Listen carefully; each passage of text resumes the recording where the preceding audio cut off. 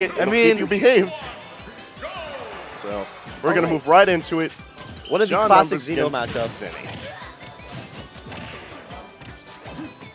So bringing him on to Town and City, I like this pick. I have a feeling that John was the one who had made this. There's a lot of room to move around for him. And as I said earlier, while Sheik does benefit a lot from the platforms that are here, it's certainly not as much as Smashville.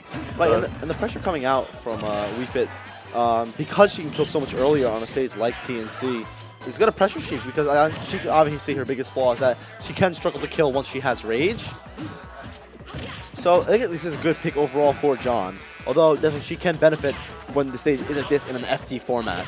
Yes, and certainly when he has John at ledge. Now, while John is typically more comfortable camping at the ledge, it's more on his own terms. Right now, Vinnie had him off stage, and now we're seeing the ledge in further control of numbers, but he just leaps off, trying to go for some sort of off-stage play, not going to be able to get anything off of it. Oh, a missed punish there by Vinnie. I'm surprised wasn't able to punish the up B onto stage. And a forward tilt is going to net numbers enough room for him to be able to charge up Sun Salutation and Deep Breathing. Yeah, and numbers here is being fairly, he's fairly in the lead, and he's honestly doing a great job of just keeping Vinnie out and hitting him, and hitting his like not safe options, the very few that Vinnie's throwing out. However, off stage, VII trainer can stall, but Sheik's edge guarding is one of the best in the game, so certainly not something to underestimate. Doesn't get the pivot on the smash. Vinnie able to mash out just in time, but he's sitting at 138%. Right, and now it's just a matter of can Vinnie get that stock before numbers out of the percent of all of his confirms. I like what Vinnie was doing. He managed to pressure John off stage by putting out the needles. Great bouncing fish coming out by Vinnie, reading the air dodge and then bouncing fishing him hard into the blast zone, and that'll be John's first stock after a dominant start. And just like that, Vinnie's going to be looting his stock off that fully charged Sun Salutation. So now we're sitting even percentages, very similar situations at the beginning of the game, but John's forcing the approach out of Vinnie. Vinnie answering in tow with a good amount of damage. Needles are just such a strong tool in this matchup because, as we've already seen, they can interact with the soccer ball, they could punish any of John's laggier options, and they could just put out pressure and give the right types of openings that Vinnie needs. Right, and now we're seeing that Vinnie is pressuring John a little bit more in the ledge. He's not just shielding and holding and waiting for the projectile to come out. He's pressuring as he jumps up with the header or with the Sun Salutation.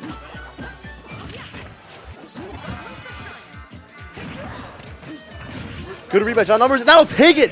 Nair to up air! Town and City at like 60% to start, and that'll take it. A very clean hit confirm is going to be able to get John game one over Vinnie. Now, I'm wondering to see if we're going to see a character switch from Vinnie. I think we very well might see the character switch possibly to Cloud. However, this is a fairly good matchup for Sheik. And I think it looks like he is staying and going right back to Smash. Oh, no, actually, no, in TNC last game.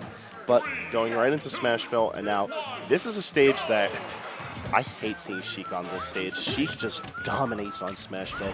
She has so many movement options. She can extend so many of her combos off of the platform. There's a reason it's been derogatorily referred to as Sheikville in the past before Starterville was the more common term. Right, and I think that numbers probably did end up banning FD because Sheik is so dominant on that stage as well. And I feel like maybe it'd be more difficult for JohnNumbers to land on FD. At least he does have the platform here to allow him to get around some of Vinnie's traps. But again, this is one of Sheik's best stages, notably, for sure. Very nice. Going to be able to get the follow-up bouncing fish and just try to extend his pressure on ledge. Good trump here coming off of Vinnie, but not able to get the punish on the regrab. Great combo coming out from numbers. Wow, into the header. Able to hit Vinnie for a little extra percent.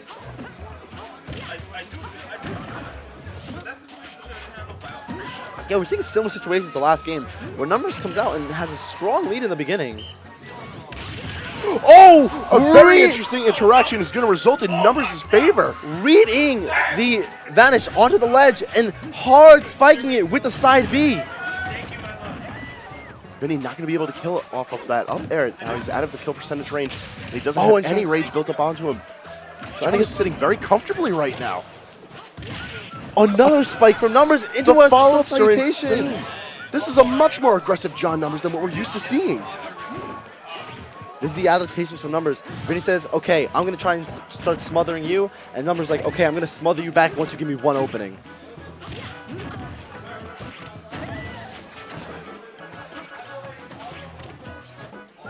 So right now we see that Vinnie has been moving very safely because of the platform, but John is just moving so high in the sky, and he doesn't have to approach. He has the lead. He just needs to be able to build up his deep breathing, and he uses it as a bait. Oh, he catches Vinnie with the 2-frame. Oh, and Vinnie actually hitting him with the up B.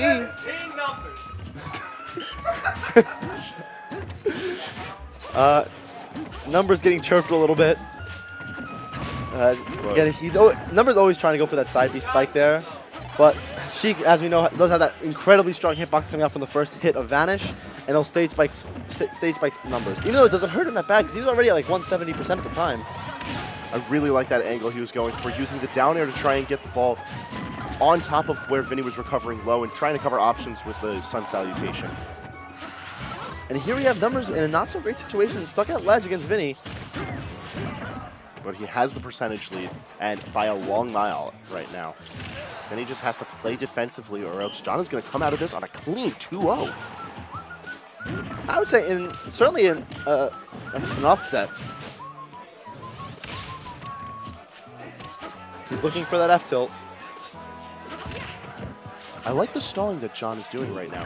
He begins the deep breathing, but then immediately cancels it out so that he could just barely stall his aerial momentum, giving him a little bit of position. Oh, and missing the needles to Bouncing Fish. And right now, we've seen in the second half of this last stock, we see that Vinnie's kind of on top of John, not really letting him move from ledge all that much, and keeping the stage control. He's just not giving him any space in order to operate. He hasn't had enough time to establish himself on stage, and a lot of that damage that Vinnie's managed to build up on John has been because he's off stage or trying to get his footing. Right, in the past couple times, Numbers has been forced to roll into the stage. However, an edge guard opportunity here. Up throw.